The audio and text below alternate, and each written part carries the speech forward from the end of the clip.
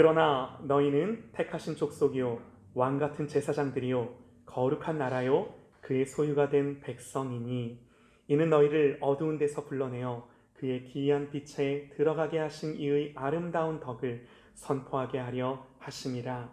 너희가 전에는 백성이 아니더니 이제는 하나님의 백성이요 전에는 긍휼을 얻지 못하였더니 이제는 긍휼을 얻은 자니라.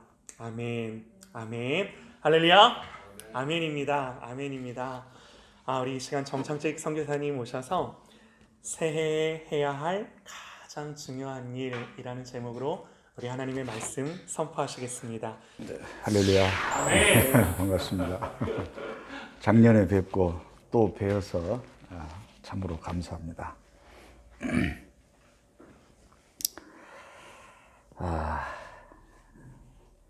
제가 잠깐 기도하고 우리 시작할까요? 하나님, 오늘도 우리 하나님의 백성들이 모여서 우리 하나님을 마음껏 찬양하고 경배하고 하나님께 영광과 존귀를 올려드리게 하심을 감사드립니다. 하나님, 저희들이 작금의 어둡고 침울한 분위기 가운데서 새해를 맞이했지만 신실하신 하나님, 우리들에게 아들을 내어 주시기까지 사랑하시는 그 하나님의 그 신실한 사랑을 붙들고 묵묵히 새해를 걸어가며 주님의 뜻을 구하며 주님과 동행하는 복된 날들이 되게 하여 주시옵소서. 이 시간도 말씀 가운데서 주님이 역사하시고 일하시고 말씀을 선포할 때에 하늘의 문을 활짝 열어주셔서 축복을 내려주시고 우리의 마음의 문이 활짝 열어져서 주님의 은혜들을 마음껏 누릴 수 있는 복된 시간이 되게 하여 주시옵소서. 종의 입술과 생각을 붙드셔서 말씀이 생각나게 하시고 말할 것들이 생각날 수 있도록 아버지 도와 주시옵소서. 감사드리며 예수님 이름으로 기도드리옵나이다. 아멘.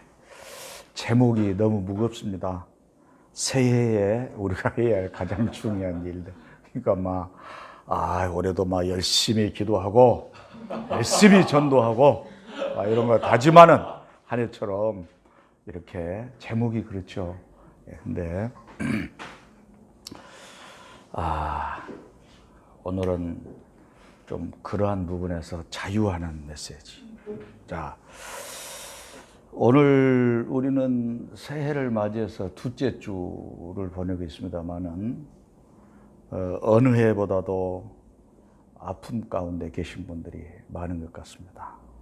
그리고 바이러스로 인해서 정말 답답하고 침울한 가운데 새해를 시작하고 있습니다. 그러나 우리 신실하시고 좋으신 우리 하나님께서 우리 안에 은혜와 사랑을 가득 베풀어 주시고 또 믿음의 진보와 복음의 능력과 권세가 우리의 삶 속에 차고 넘치기를 축복합니다. 여러분, 우리가 항상 그 세상을 살면서 어려움을 당하면 그것이 개인적인 것이 됐든 아니면 가정적이 됐든 아니면 국가적인 것이 됐든 아니면 인류적인 세계적인 것이 됐든 간에 그것들을 당했을 때에 자꾸 어떠한 분위기나 어떤 정치적인 이러한 견해로 푸는 것이 아니라 진정한 하나님의 뜻이 무엇일까? 하나님께서 이러한 상황을 우리에게 주심으로 인해서 하나님이 우리에게 베푸시고 하는 뜻이 무엇일까? 이것을 잘 깨닫고 캐치하시는 그래 우리 모두가 되시기를 바랍니다. 그래서 새해를 시작하는 이 시점에서 우리가 신앙의 성숙을 위해서 무엇을 해야 할 것인가?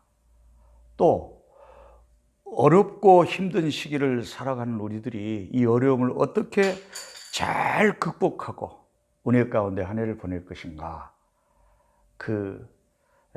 원천적인 것들을 오늘은 좀 살펴보도록 하겠어요. 자, 어느 날 우리 주연이 같은 아이가 아빠한테, 주연이가 아빠한테 물어봤습니다. 아빠, 저 올해는 목표를 세웠어요. 공부를 잘해서 내가 우리 반에서 1등을 한번 해보고 싶은데, 근데 아빠가 공부를 잘하려면 어떻게 해야 돼요? 하고 물어봤어요. 그러니까 목사님이 한참 생각을 하더니, 아들아, 그거 별로 어렵지 않아. 공부를 열심히 해서 1등 하면 1등 할 수가 있어. 대답을 했어요. 다음에 우리 주한이가 또 묻습니다. 아빠, 저는 나중에 어른이 되면 큰 부자로 살고 싶은데 부자가 되려면 어떻게 해요? 라고 묻습니다. 그러니까 아빠가 어떻게 대답해요? 어떻게 대답하죠? 그렇죠. 예. 그거 어렵지 않아, 아들아. 돈을 많이 벌면 돼. 간단해. 이렇게 대답을 했어.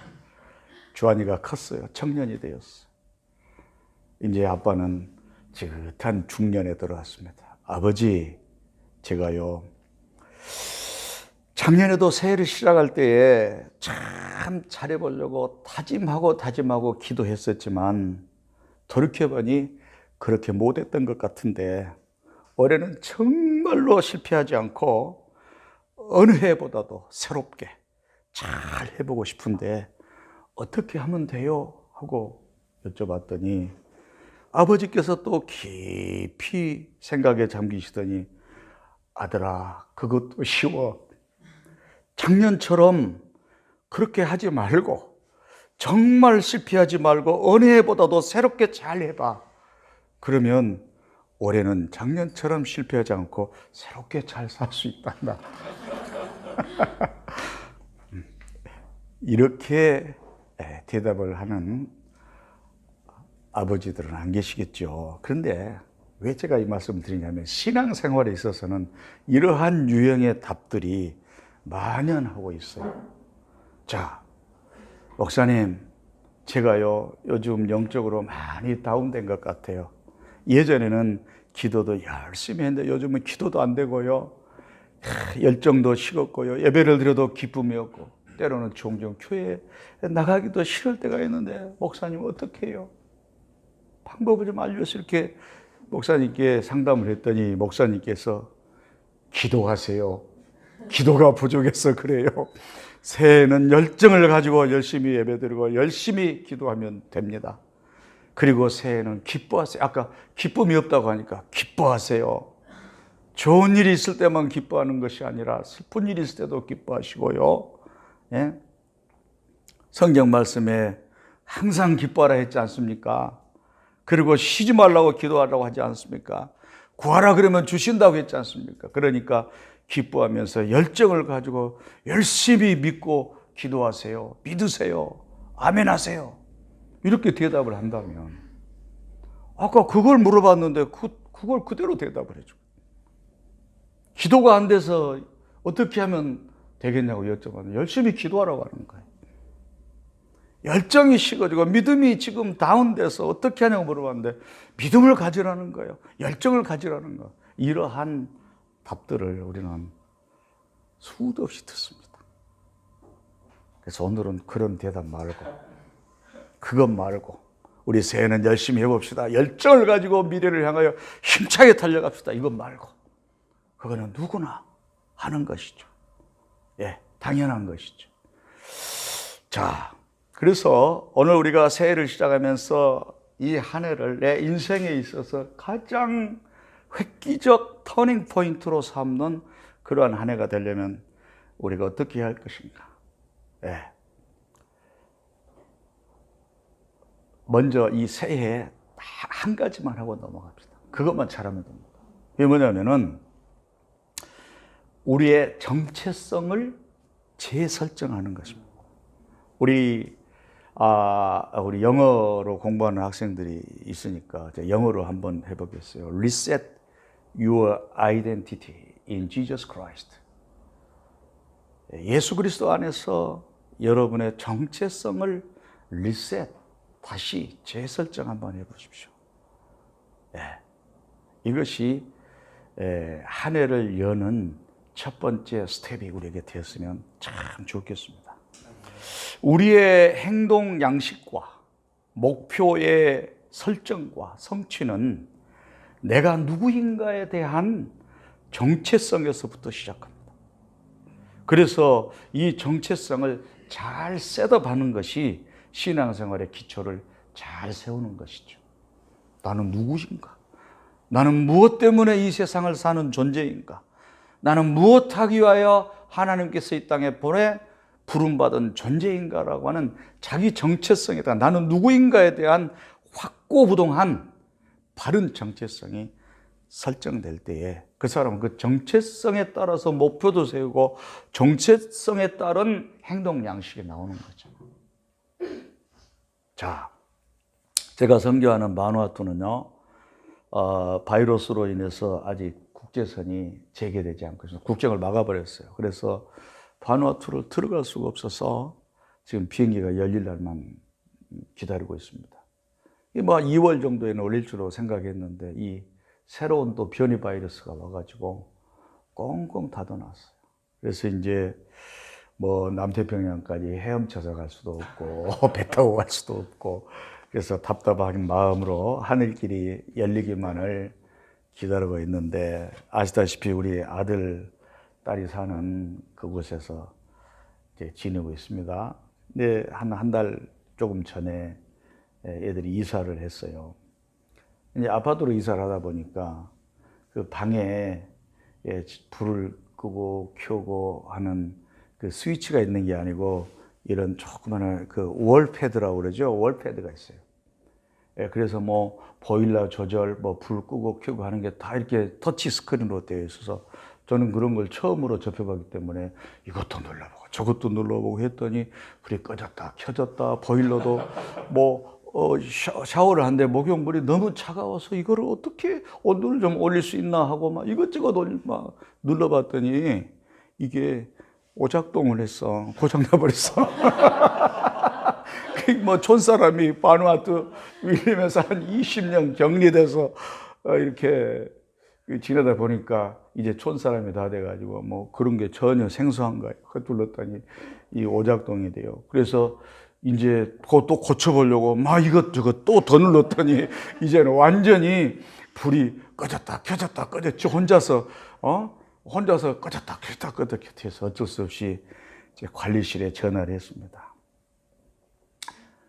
관리실 직원께서 오셔서 잠깐 점검을 하더니 한 1분 만에 저는 이제 그분 드리려고 커피를 한 잔 저쪽에서 타고 있는데 한 1분 만에 선생님 다 했습니다 하고 나오는 거예요. 그렇게 쉬울 줄 몰랐어요. 네. 그래서 이제 그분이 하시는 말씀이 선생님 지금 집집마다 이 월패드 고장이 나서 제가 많이 불려 다니는데 앞으로 또 이런 문제가 생기면 복잡하게 생각하지 마십시오. 간단합니다. 1분이면 됩니다. 그래요. 그래요. 그랬더니 어떻게 하냐면 월패드 이렇게 쭉 빼세요. 쭉 빼가지고 다시 이렇게 집어넣으면 넣고 나서 그게 조그마한 구멍인데 그게 무슨 구멍이냐면 리셋하는 구멍이야. 리셋. 그래서 핀 같은 걸로 그 구멍을 꾹 누르고 있으면은 이 프로그램이 초기화되어서 모든 문제가 사라지고 정상적으로 작동합니다. 이게 목사가 아니랄까봐 직업병처럼 그런 말을 듣는 순간 제 머리를 스치는 것이에요. 그렇다. 리셋. 재설정하는 것. 모든 문제가 해결이 되구나. 여러분, 우리의 인생도 우리의 신앙도 우리가 잘해보려고 못해보려고 산 사람 누가 있겠습니까? 우리 모두 다 잘해보려고 이렇게 하고 저렇게 하다 보니 이거 누르고 저거 누르다 보니 이것 때문에 저것 때문에 프로그램이 꼬여서 오작동하듯이 인생이 꼬이고 신앙생활마저도 힘을 잃고 더욱이 바이러스로 인해서 비정상적인 일상이 3년째 지속되고 있는 이러한 때에 우리가 희망찬 새해를 맞이하는 것이 아니라 암울하고 어둡고 불안한 마음으로 한 해를 시작해야 하는 이때에 우리는 이 꼬여버린 프로그래밍과 같은 이러한 우리 인생의 문제들을 어떻게 풀어낼까? 어떻게 극복해 나갈까? 간단하죠. 리셋하면 됩니다. 리셋하면 됩니다. 초기화시키는 거예요. 어떤 초기화? 우리가 처음에 주님을 만났을 때의 그 기쁨, 우리가 처음에 구원의 감격 속에서, 복음의 감격 속에서 하나님을 향하여 한없는 눈물을 흘렸던 그때의 초기 프로그램으로 리셋 버튼을 한번 눌러주는 거예요. 아멘? 아멘. 예. 자, 여러분, 그래서 무엇이냐? 나의 정체성을 리셋하는 거예요. 우리는 새해 첫날. 예. 여러분, 이제 이것을 성경적으로 한번 봅니다. 자, 창세기 12장 1절로 2절을 보면 하나님께서 아브라함에게 너는 너의 고향과 친척과 아버지의 집을 떠나 내가 내게 보여줄 땅으로 가라. 내가 너로 큰 민족을 이루고 내게 복을 주어 내 이름을 창대하게 하리니 너는 복의 근원이 될지라. 이렇게 축복하시고 난 후에 하나님께서 아브라함에게 제일 먼저 하신 일이 있어요. 무슨 일입니까? 이름을 바꾸셨죠. 이름을 바꾸셨죠. 너는 이제부터 아브람이라 하지 말고 아브라함이라 하라. 이름을 바꾸셨어요. 여러분, 성경에서의 이름은 그 사람이 어떤 사람인가를 보여주지 않습니까? 예, 그래서 이름이 바뀐다는 것은 단순히 스페링이 바꾸어지는 것이 아니라 그 사람의 신분, 환경, 존재, 성격, 속성, 사명 등 그 사람의 모든 것들이 다 바꾸어지는 것을 의미합니다. 이름 속에 내포되어 있는 의미가 있기 때문에. 그래서 하나님은 아브라함의 이름을 바꾸셨다는 것은, 하나님께서 아브라함의 이름을 바꾸셨다는 것은 아브라함의 정체성을 바꾸셨다라고 하는 말씀입니다. 원래 아브라함의 이름은 아브람 아니었습니까? 아브라고 하는 조상 이런 뜻과 롬이라고 하는 존귀한, 높은 이런 뜻이 합쳐져서 아브람, 의미가 변화돼 가지고 아브람 하는데 합쳐보면은 무슨 뜻이요? 존귀한 아버지, 높은 아버지, 그런 뜻이에요. 그런데 하나님께서 이제 너의 이름을 아브라함, 열국의 아버지, 많은 자의 아버지라는 뜻을 가진 아브라함으로 바꾸라라고 말씀하시는 거예요. 여러분, 이것은 무엇을 의미합니까? 갈대아 우르 지방에서 우상을 제작하는 아버지 데라의 아들로서 고작 그 작은 데라 가문의 높은 아버지, 좀 존귀한 아버지가 돼가지고 그 정도로 너는 살 존재가 아니라 너는 온 세계 열방을 구원할 예수 그리스도의 조상이 되는 열국의 아버지가 되는 것이다. 이거 완전히 바꾼 다른 정체성을 하나님께서 아브라함에게 바꿔주셨어. 자, 야곱을 한번 보십시다.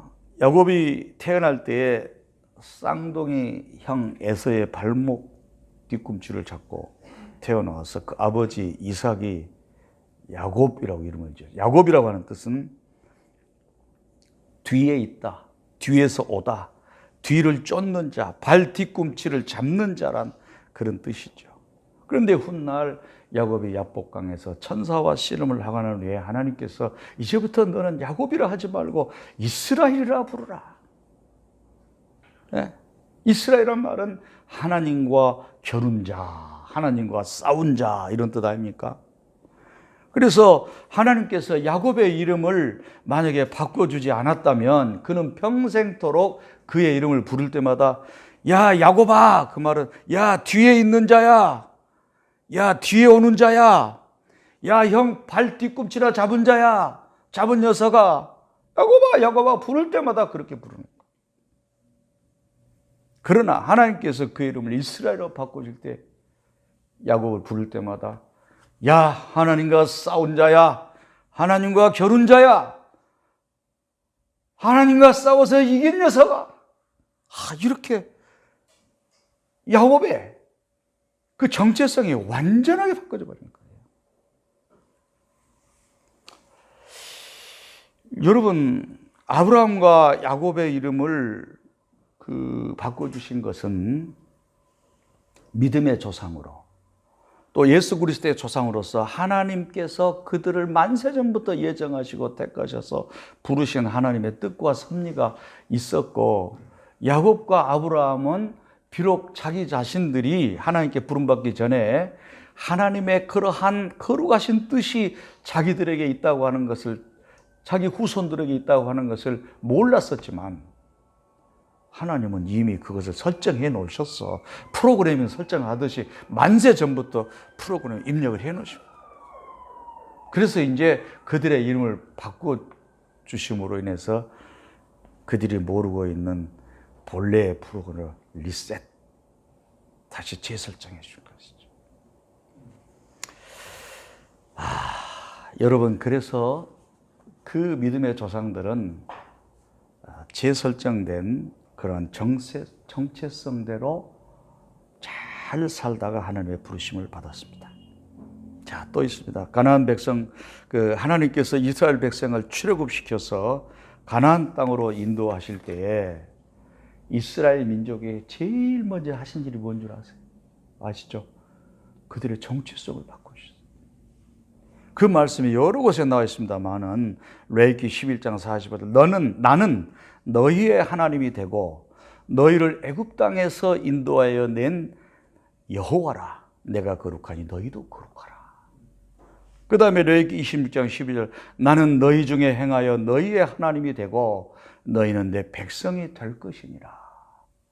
출애굽기 19장 6절에 너희가 내게 대하여 제사장 나라가 되며 거룩한 백성이 되리라. 너는 이 말을 이스라엘 자손에게 전할지니라. 자, 여러분, 이 세 규절의 말씀을 제가 대표적으로 가지고 나오는데 이거 무슨 말입니까? 아브라함은 지금부터 4,000년 전의 사람입니다. 그리고 출애굽 사건은 지금부터 거의 3,500년 전에 일어난 사건입니다. 당시에 이집트와 이스라엘 근동에 있는 잡다한 민족들, 그 민족들이 섬기는 잡다한 신들, 잡다한 이방 종교들은 대부분 고대 종교적인 그러한 수준을 지나지 못했지 않겠습니까? 뭐 그 종교에 무슨 철학이 있습니까? 종교에 무슨 신학이 있습니까? 종교에 어떠한 그 법칙이 있습니까? 그저 그렇다고 해서 또 어떤 그들에게 무슨 경전이 있었겠습니까? 예. 경전이 있는들 그들이 뭐 경전을 읽고 깨달을 수 있는 만한 지적인 어떤 지식이 형성돼 있었습니까? 4,000년 전이니까 뭐 고대인 아닙니까? 21세기를 사는 이 오늘날에도 바누아투 밀림에 가면은 때때로는 추장의 말이 법이 되는 그런 경우들이 많이 있습니다. 그러니까 뭐 자기들이 나름대로 자기들의 신에게 제사 지내다가 추장이 그날 기분이 좀 안 좋으면 야, 저 아무개 아들 갖다 바쳐 하면은 그냥 아들을 갖다가 제물로 바치기도 하고, 뭐 그때 그런 신들이 많이 있었잖아요. 예? 그 모스 같은 신, 자식을 제물로 드리는. 이러한 것들을 보고 듣고 살아온 이스라엘 민족들에게 하나님께서는 하나님 자신은 이방의 잡신들과는 다른 거룩한 하나님이라고 하는 것을 말씀하십니다. 그리고 이스라엘 민족은 이방 잡족들과는 다른, 잡족이라고 하는 말은 비속어가 아닙니다. 이 욕도 아니고요. 잡다한 족속이다 그 말이에요. 그 잡족들과는 다른 하나님의 백성이라는 거룩한 정체성을 그들에게 먼저 부어주셨어요. 그래서 아까 제가 말씀드린 세 가지 말씀을 이어서 한번 봉독합니다. 나는 너희의 하나님이 되려고 너희를 애굽 땅에서 인도하여 낸 여호와라. 내가 거룩하니 너희도 거룩할지어다. 나는 너희 중에 행하여 너희의 하나님이 되고 너희는 내 백성이 될 것이니라. 너희가 내게 대하여 제사장 나라가 되며 거룩한 백성이 되리라. 너는 이 말을 이스라엘 자손에게 전할지니라. 연결해보니 연결해도 훌륭한 한 문장이 되는데요. 예. 이스라엘 민족의 정체성을 재설정해 주신 하나님께서 3500년이 지난 오늘 이 시대에 예수 그리스도를 구주로 믿고 사는 우리들에게 정체성을 또 재설정해 주십니다. 그 말씀이 어디에 나와 있습니까? 방금 말씀드린 세 가지 말씀을 모아놓은 말씀이 바로 오늘 우리가 봉독한 베드로전서 2장 9절로 10절 말씀. 자, 제가 세 구절에서 말씀드린 내용이 이 베드로전서 2장 9절과 10절에 그대로 약간 다른 표현으로 그대로 다 나와 있습니다. 너희는 택하신 족속이요, 너희는 택하신 족속이요. 뭡니까? 왕 같은 제사장들이요, 거룩한 나라요, 그의 소유된 백성이니 이는 너희를 어두운 데서 불러내어 그의 기이한 빛에 들어가게 하신 이의 아름다운 덕을 선포하게 하심이라. 너희는 전에는 백성이 아니더니 이제는 하나님의 백성이요, 전에는 긍휼을 얻지 못하였더니 이제는 긍휼을 얻은 자니라. 그 세 구절을 요약해 놓은 구절이 이 베드로전서 2장 9절로 10절 나왔습니다. 너희가 전에는 백성이 아니더니 이제는 하나님의 백성이요, 전에는 긍휼을 얻지 못하였더니 이제는 긍휼을 얻은 자니라. 과거에 예수 그리스도를 믿기 전에는 우리가 하나님의 백성이 아닌 마귀의 백성이었는데 이제는 하나님의 백성이라고 하는 정체성으로 완전히 바뀌어졌다는 것입니다. 과거에는 추하고 악하고 더러운 죄인이었지만, 그래서 어둠의 자식으로 어둠 속에서 방황하는 존재였지만 이제는 하나님의 소유가 되었고 거룩한 나라가 되어서 이 아름다운 복음을 전하는 왕 같은 제사장이 되었다. 이렇게 우리의 정체성이 바뀌어졌다. 여러분, 신앙생활의 시작은요, 내가 누구인가를 바꾸는 데서부터 시작합니다. 제가 신학을 졸업하고 지금 이제 목회를 만약에 다시 시작한다면 저는 새신자가 들어오면 절대 교회 일 안 시킬 것 같아요. 전도도 내보내지 않고 한 1년 정도는 내가 누구인가에 대한 새로운 바뀌어진 정체성을 그 마음에 새기고 리마인드. 너희는 이것을 기억하라. 하나님께서 이스라엘 백성들에게 수도 없이 말씀하셨던, 나는 아브라함의 하나님이요, 이삭의 하나님이요, 야곱의 하나님이다. 내가 했던 일들을 너희는 기억하라. 홍해를 가르고 광야에서 만나를 내려주시고 매출하게 보낸 그 사건들을 기억하라. 반석에서 물을 솟게 하신 사건들을 너희는 기억하라. 기억하면서 자기 자신이 어떤 존재인가, 내가 누구인가, 이 정체성을 굳게 확립하는, 그것이 확립되면 이제 주의를 시키고, 확립이 안 되면 확립될 때까지 기다려줘. 이렇게 하고 싶어요. 뭐 그렇게 될 리도 없겠지만. 여러분,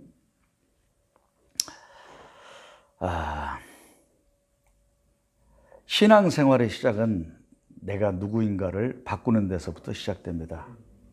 특별한 자기 정체성이 없던 사람은 하나님께서 주신 분명한 정체성을 갖는 것이 신앙생활의 시작입니다.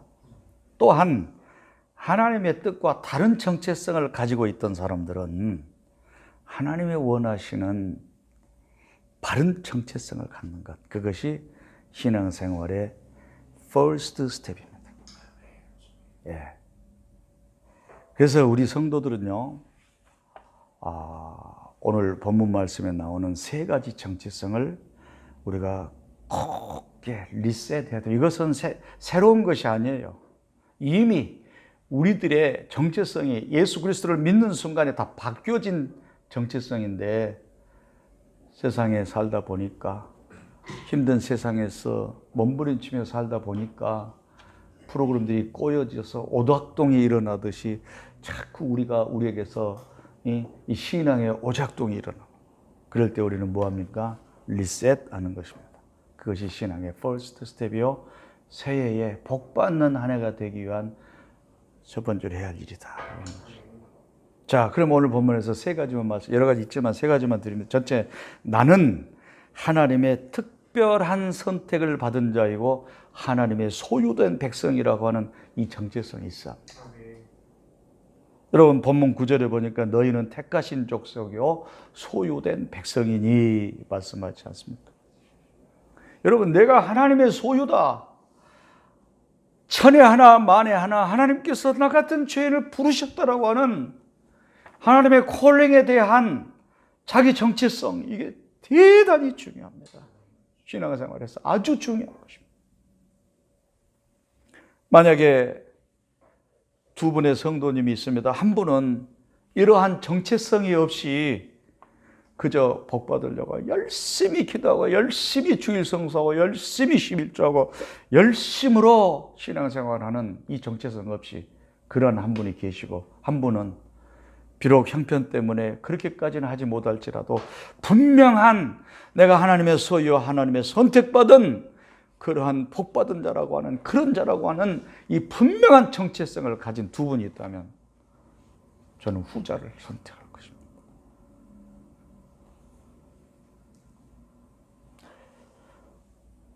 여러분, 어머니의 모태에서부터 예수님을 믿었건, 아니면 친구 따라 교회에 나왔건, 결혼해서 배우자 때문에 교회에 나왔건, 아니면 이웃집 사람이 전도해서 교회에 나왔건, 아니면 너무 힘들어서 위로받으려고 스스로 교회에 나왔건, 아니면 크리스마스 때 선물 받으려고 교회에 나왔건, 군대에서 초코파이 얻어먹으려고 교회에 나왔건 간에 그 어떠한 이유로 교회에 나왔건 간에 나는 하나님의 특별한 선택 가운데서 하나님의 소유된 백성이다 라고 하는 이것이 있어요. 여러분, 제가 아는 목사님 한 분은요, 군대에서 우리 군대 가면은 이제 주일날이면은 작업을 많이 합니다.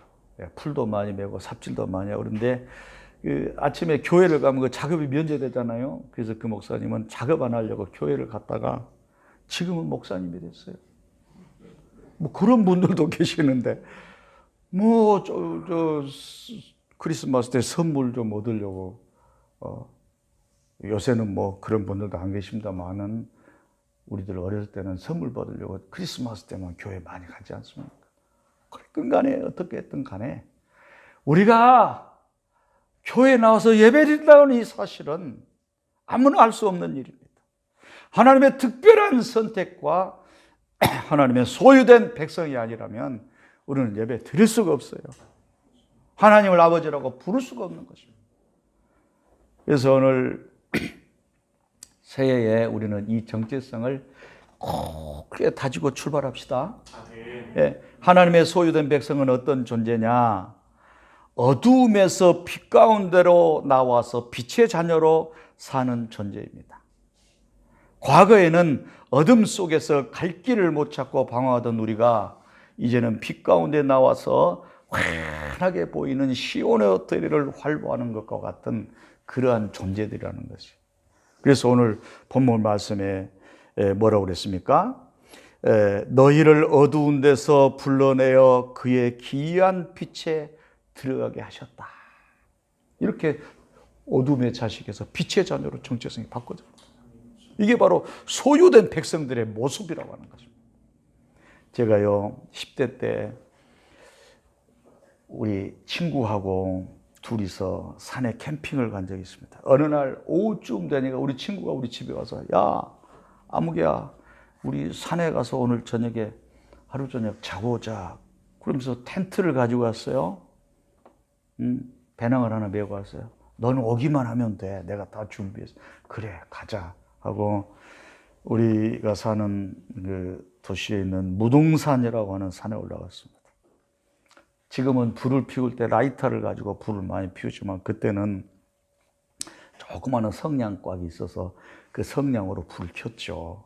네, 그 친구가 성냥을 여기 위에 호주면 여기다 넣고 이렇게 가다가 산을 이렇게 오르다가 산에 이렇게 물이 이렇게 산에서 흘러내리는 물이 있어요. 그래서 그 물을 마시려고 이렇게 엎드리다가 성냥이 물로 떨어져 버렸어. 그러니까 다 젖어서 성냥을 켤 수가 없는 거예요. 그런 상태에서 이제 산을 조금 더 올라가니까 날이 막 어둡습니다.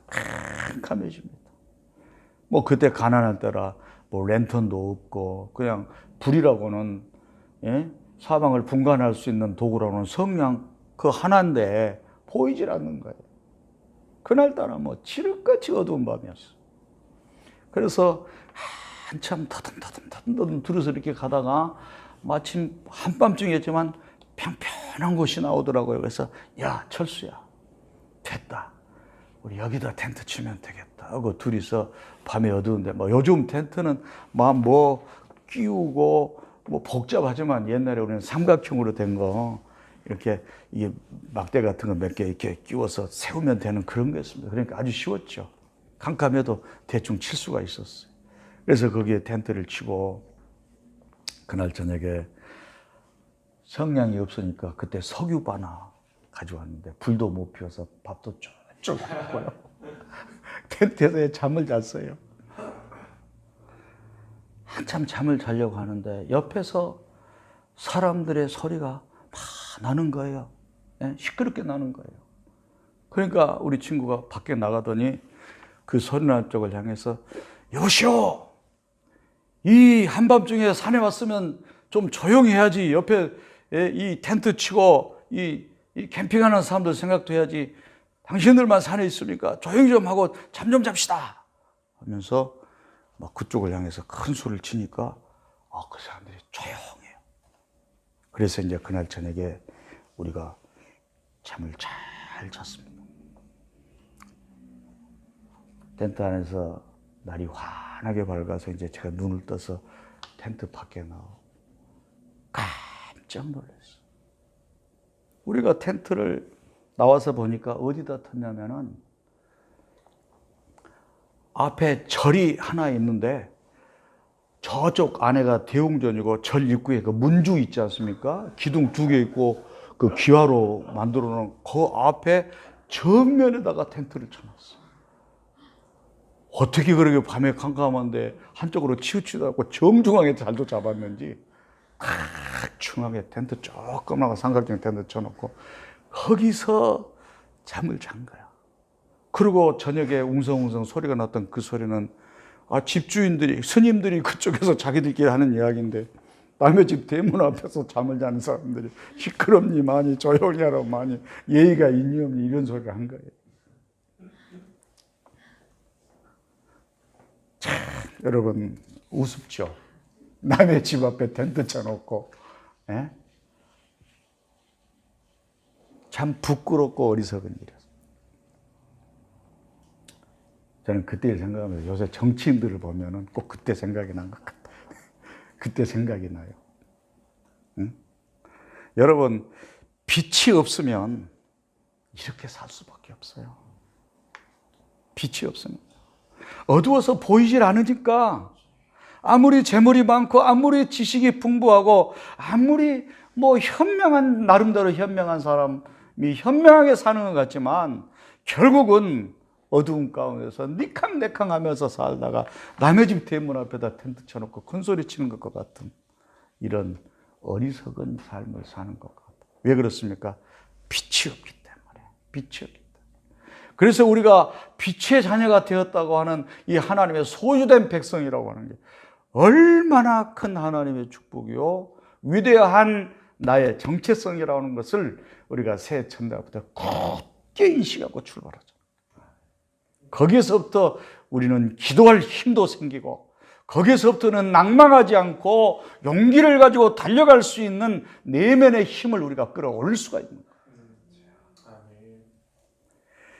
여러분, 참빛 대신 예수 그리스도로 말미암아 어두운 데서 불러내어 그의 비한 빛에 들어와서 살고 있는 저와 여러분들은 빛이 있기 때문에 자유함이 있습니다. 요한 1서 2장 8절 다시 내가 너에게 새 계명을 쓰노니 그에게와 너희에게도 참된 것이라. 이는 어둠이 지나가고 참빛이 벌써 비침이니라. 고린도서 3장 10절 주의 영이 주는 영이시니 주의 영이 계신 곳에는 자유함이 있느니라. 참 빛이 있고 그 가운데 주의 영 가운데 행하는 우리는 진정한 자유함 있다고 하는 것입니다. 이제 빛 가운데 나와서 살고 있는 우리는 저처럼 남의 대문 앞에 텐트 쳐놓고 큰 소리 치는 그런 답답하고 어두운 일들은 당하지 않는 존재로 바꿔버렸어요. 할렐루야. 예, 다음에 두 번째입니다. 하나님을 믿는 우리는요, 거룩한 백성이라는 정체성을 가져야 합니다.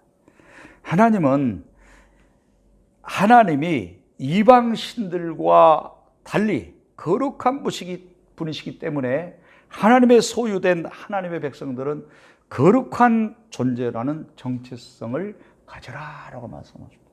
내가 거룩하니 너희도 거룩하라 말씀하십니다. 본문 9장에 너희는 택하신 족속이요 왕 같은 제사장들이요 거룩한 나라요 그랬습니다. 여러분, 하나님의 자녀들은요 거룩한 나라입니다. 여기서 거룩이라고 하는 단어는요, 원어를 살펴보면은 속된 것들로부터 따로 떨어져 놓인 그런 뜻입니다.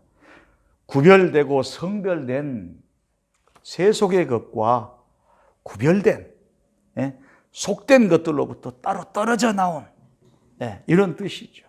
여러분, 이스라엘 주변을 둘러싸고 있는 우상을 섬기고 잡신을 섬기면서 복이나 받고 살면서 풍요한 수확이나 얻고자 신을 섬기는 그러한 이방 잡족들과는 구별된 하나님의 거룩한 백성이라는 것을 하나님께서 우리에게 말씀하시는 것입니다. 여러분, 우리는요 하나님을 믿을 때 하나님이 원하신 대로 믿어야 합니다. 이방 신을 믿는 우상을 섬기는 자들처럼 하나님을 믿으면 안 됩니다. 그건 거룩이 아니에요. 아무리 기도를 열심히 해도, 아무리 성경을 많이 보고, 아무리 충성 봉사를 해도 그 자기의 정체성이 이방 신을 좇는 그러한 사람들이 추구하는 그러한 것들이나 추구한다면 그건 거룩한 모습이 아니에요. 그래서 하나님의 성도들은 불교 믿듯이 믿으면 안 됩니다. 무속 신앙인처럼 빌면 복 받는다. 기도해라, 기도해라, 기도해서 복 받는다. 이게 아닙니다. 탑을 1000번 돌고 1000번 절을 하면 복을 받는 것과 같은 이러한 내가 어떤 공로를 쌓아서 내가 신에게 어떠한 무엇인가를 드려서 신이 나를 축복해 주겠지 하는 이러한 공로사상도 아닙니다. 이거는 거룩한 성도들, 아무리 기도하고 아무리 착하게 살고 아무리 열심히 신앙생활을 하는 것처럼 보여도 그 깊은 기저에, 신학의 기저에 그러한 것들이 셋업되어 있다면 그건 거룩한 존재가 아니에요.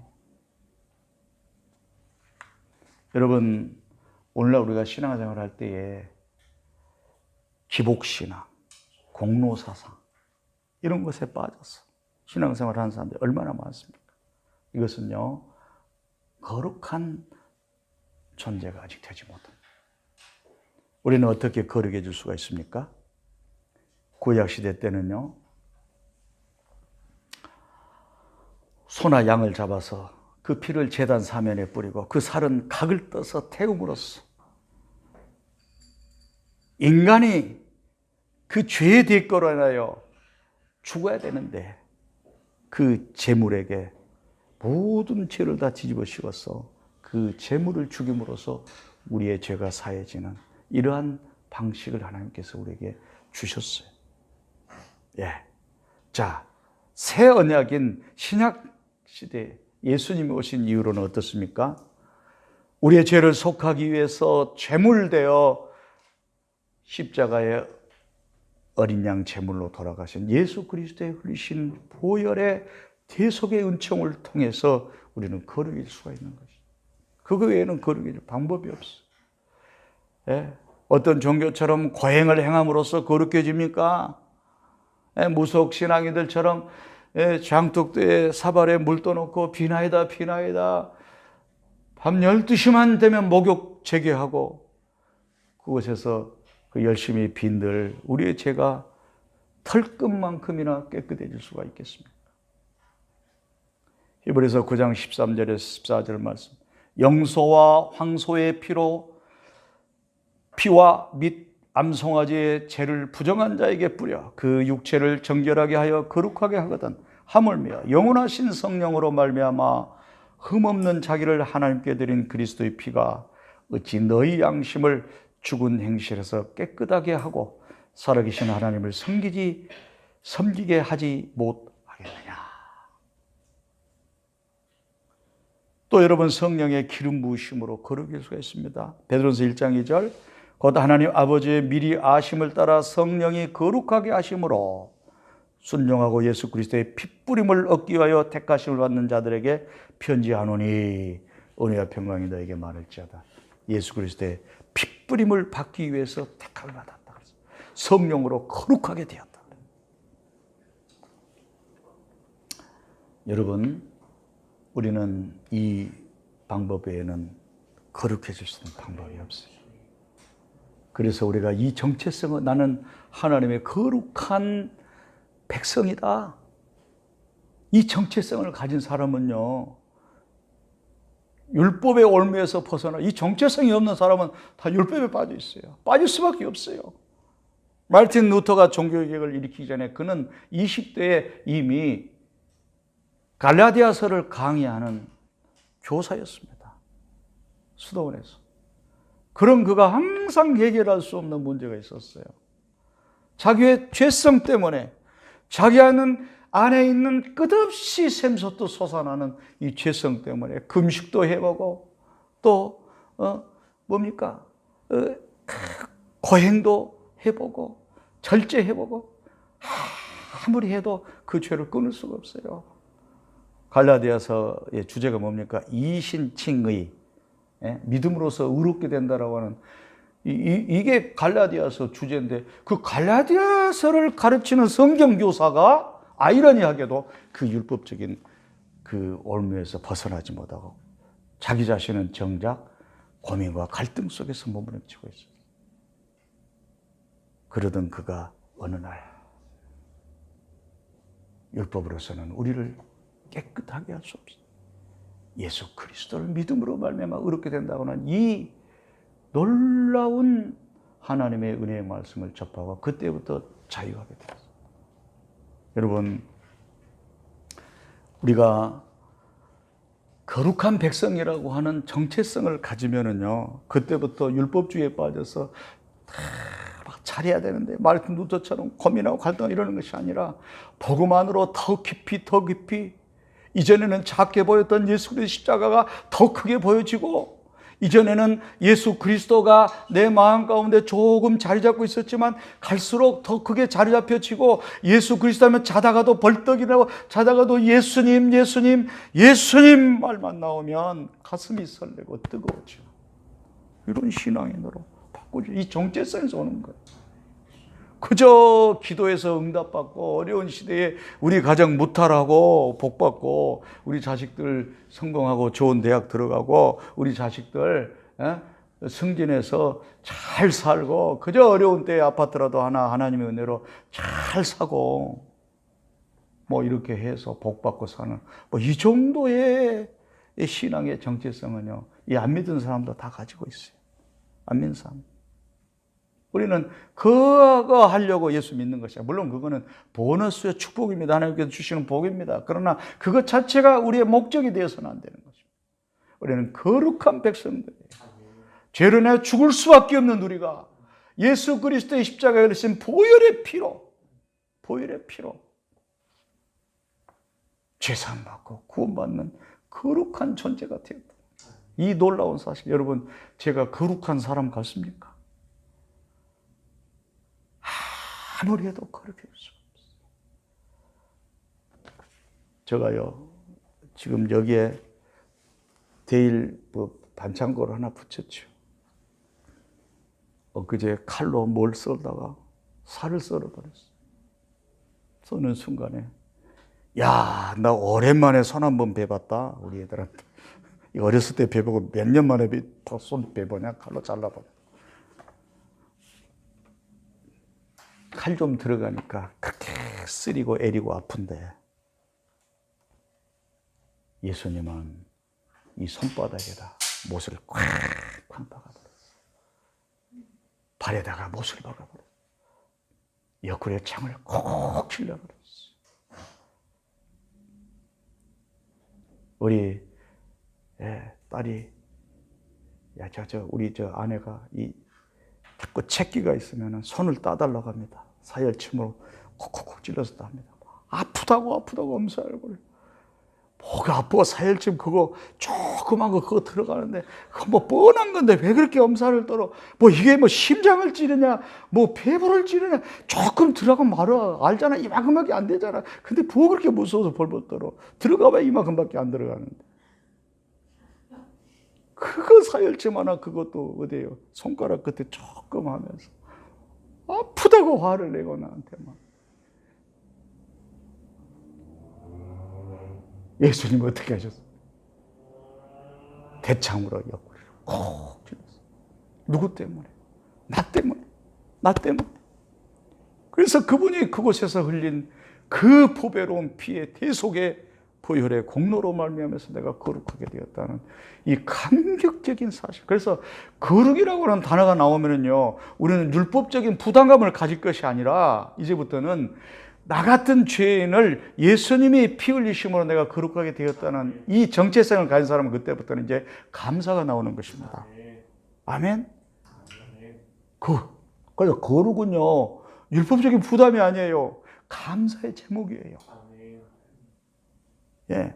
마지막 세 번째입니다. 하나님을 믿는 우리는 주님의 복음을 전하는 사람이라고 하는 정체성을 주셨어요. 본문 9절에 그러나 너희는 택하신 족속이요 왕같은 제사장들이요. 왕같은 제사장이라고 했어요. 예? 너희를 어두운 데서 불러내어 그 귀한 빛에 들어가게 하신 이의 아름다운 덕을 선포하는 제사장이라는. 이 말씀은 일찍이 이사야 선지자가 이사야 52장 7절에 말씀하시죠. 좋은 소식을 전하며 평화를 공포하며 좋은 소식을 가져오며 구원을 공포하며 시온을 향하여 이르기를 내 하나님이 통치하신다 하는 자의 산을 넘는 발이 어찌 그리 아름다운가. 우리는 복음을 전하기 위해서 부름받은 자라고 그랬죠. 이거는요, 전도 대원들만 그렇게 하는 게 아니에요. 모든 구원받은 백성들은 내가 받은 구원을, 이 황홀한 구원, 이 감격적인 구원, 도저히 거룩해질 수 없는 더러운 죄인이 거룩해졌다라고 인정받는 이 놀라운 은혜를 전합니다. 전할 그러한 정체성을 가지고 있는 것. 골로새서 4장 3절 또한 우리를 위하여 기도하되 하나님이 전도의 문을 우리에게 열어주사 그리스도의 비밀을 말하게 하시기를 구하더라. 전도의 문을 열어달라고 구하라는 거예요. 그걸 전할 기회를, 전할 사람을 만나게 해달라고 기도하는 거예요. 디모데 4장에 너는 말씀을 전파하라. 때를 얻든지 못 얻든지 항상 힘쓰라. 때를 얻든지 못 얻든지 그 말씀을 전파하는 자가 되라는 거죠.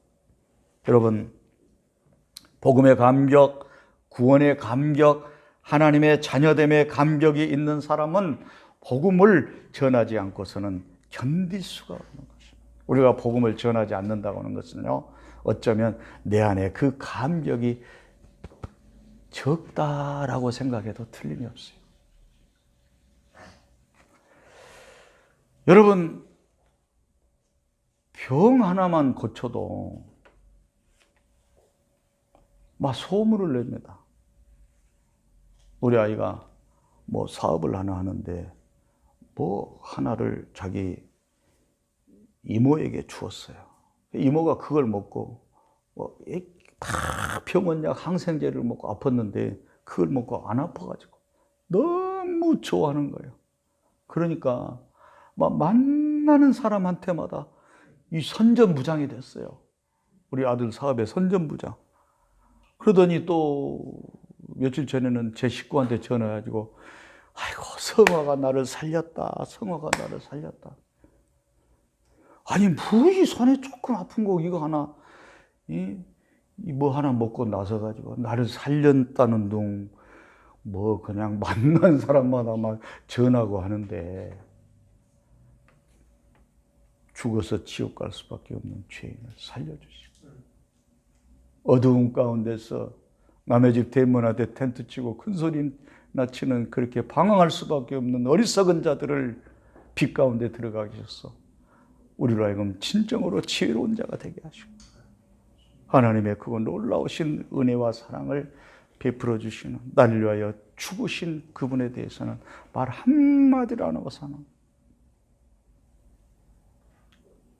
네? 말 한마디로 안 하고 사는. 여러분, 전도를 못할지라도, 전도할 기회가 없을지라도,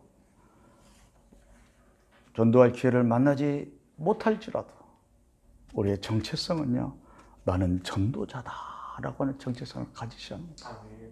아멘? 아멘. 그러면 그런 사람에게는 반드시 하나님께서, 그 정체성을 가진 사람에게는 반드시 하나님께서 복음을 전할 기회를 주시고 그런 분들을 만나게 해 주십니다. 좀 이상한데요.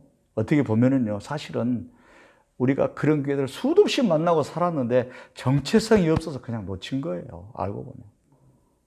그렇게 보는 것이 더 정확할 겁니다.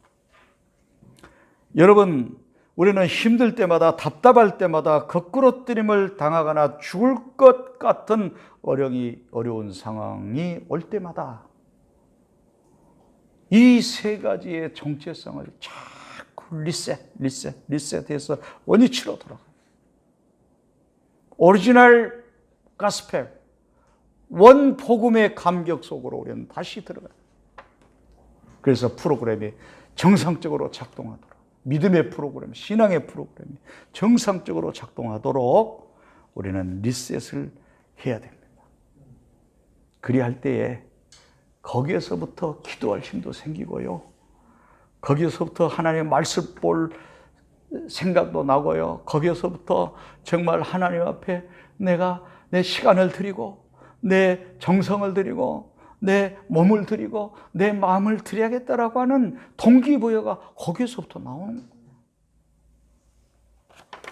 여러분, 사실 오늘 제가 드린 이 설교는요, 지난 12월 30일 날 송구영신 예배 때 제가 우리 가족들하고 4명이 앉아서 송구영신 예배 드리면서 했던 설교입니다. 우리 아이들과 제 아내가 우리 식구들에게 했던 설교. 그래서 우리 가족이 다짐했습니다. 자, 새해에는 나는 하나님의 소유된 백성이다. 이 정체성 가지고 살자. 두 번째, 나는 예수 그리스도의 보배로운 피로 거룩함을 입은 거룩한 존재다. 이 정체성. 세 번째, 때를 얻든지 못했든지 나에게 베풀으신 하나님의 이 놀라운 구원을 전하는 자다라고 하는 정체성을 가지고 살죠. 그래서 이제 이름을 우리가 외국에서 이렇게 선교하고 살면서 영어 이름을 하나씩 다 지었죠. 한국 이름은 좀 부르기가 그렇지 않습니까?